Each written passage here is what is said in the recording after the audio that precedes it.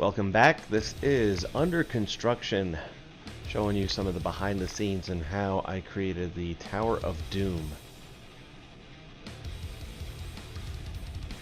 So I had a few different things in my mind when I was putting this together. One of them was the old movie Mad Max with Mel Gibson, more specifically the Thunderdome, which was the sequel.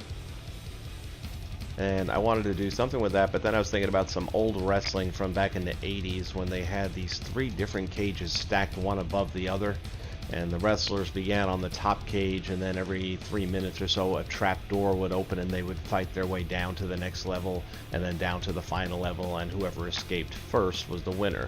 So I took some of that idea, mixed it together with a little bit of the Mad Max idea, and then I also threw in a little taste of Negan from The Walking Dead just for fun, and we ended up with the Tower of Doom. So when we left on the first live broadcast, you saw the lower level being put together. Now we've got, in fast time, the second level being put up. A couple of things that I was noticing along the way is I was going to have to move some of the trap doors around and things like that, but we've got the bars all up, double level high. Now we're putting the top floor on, which is where this game is going to actually start from. The funny thing about it is when you build these games, in the beginning especially, it's very basic until you start learning all the logic and the tricks of the trade so that you can make things happen in live time, have doors open, have characters appear, things of that nature. But once you start using all those logics to make those things happen, even a simple game like this one all of a sudden goes from maybe a 2-hour build to 10 hours just by getting all the logics to work, because at the end of the day, even though you do everything and you feel you've done it right, then you do your test runs and yeah, you have to rewire half the stuff that you put in there. So it's a little time consuming, it's a little challenging, but damn, it's fun. Alright, so we are pretty much done now with the top cage. We just need to put the roof on. And I'm liking the way this is looking right now. Definitely has the feel of the Thunderdome that I wanted, and didn't really feel like I caught that with the Thunderdome game that I put out a few weeks ago.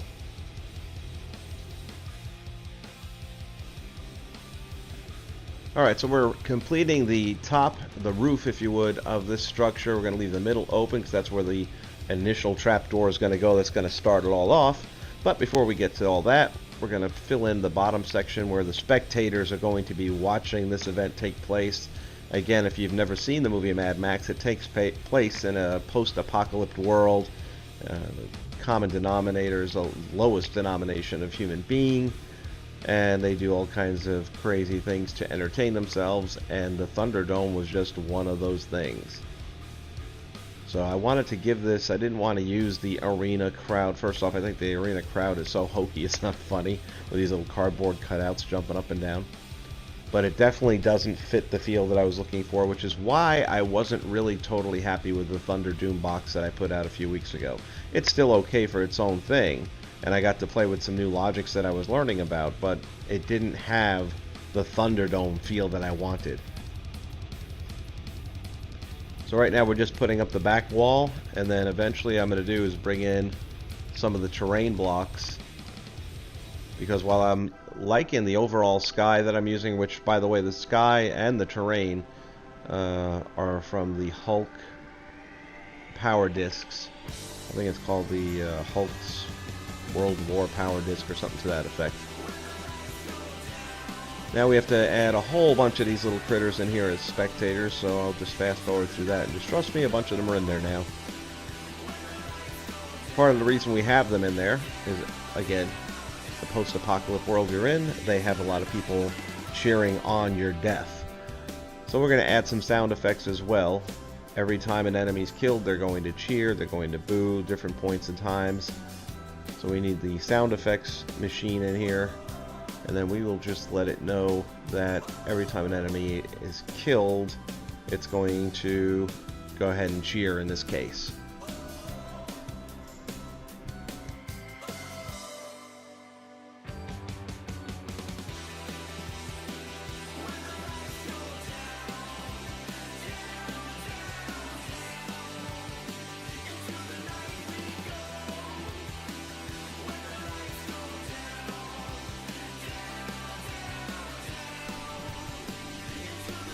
So as you can see on the top here, we have our trigger set into the opening that you will drop through to start it.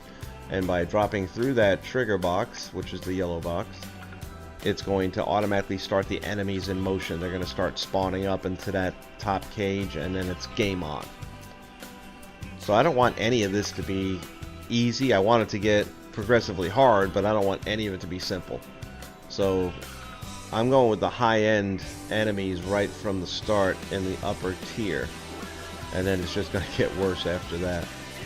So what I'm going to do now is put down my pathfinder so that I can make the sliding trapdoor effect happen. So right there, that yellow box of course will be invisible once we're in gameplay, and you fall straight through there. So we need to make sure you can only fall through there once you've opened the door. So to do that, we're going to go back to our box here. We're going to flip through and we're going to get to the wood block section, and we're going to take the big floor plank which will cover that complete hole up. Move it over to the side for just a second. And then we are going to connect the logic here. First we'll do the texture so that it matches. And we want to turn it one time just so that they're all going in the same direction. It won't look too obvious otherwise. So rotate that. Boom. Now we just have to connect to the path. So we tell it the new path connection is. And we go down to the starting point on the path connector. And there it is. So now it's covered up. You can walk on it, all that good stuff. And this button will be in the game because you will have to launch yourself.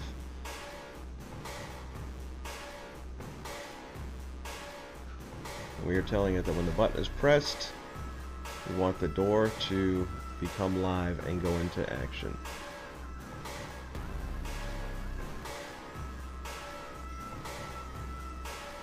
So there's that.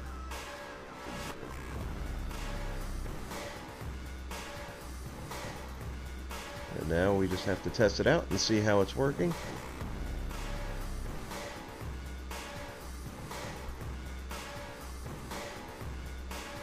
So we just jump out right here quickly, run over and touch the button, and bam, the door is now moving.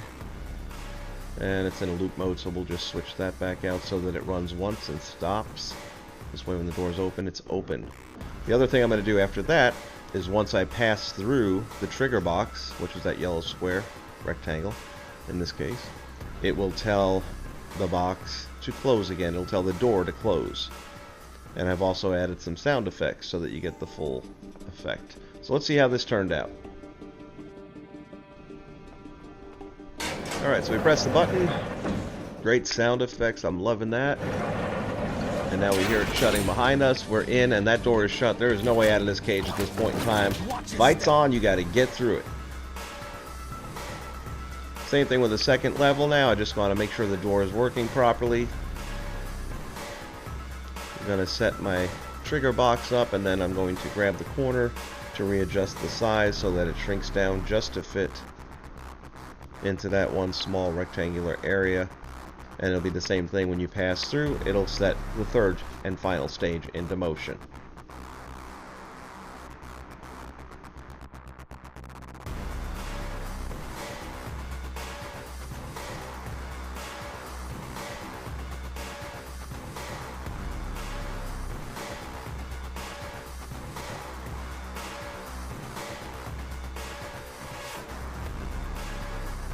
Alright, one of the last steps on the build right now is going to be adding the gate that you will escape at the very end. But as you can see, we're going to run into some problems here with the pipes. Now I can remove the pipes, that's not the problem.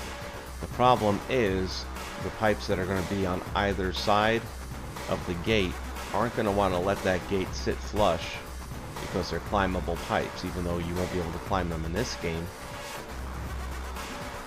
So we'll start by removing the pipes, and then you'll see where the problem kicks in.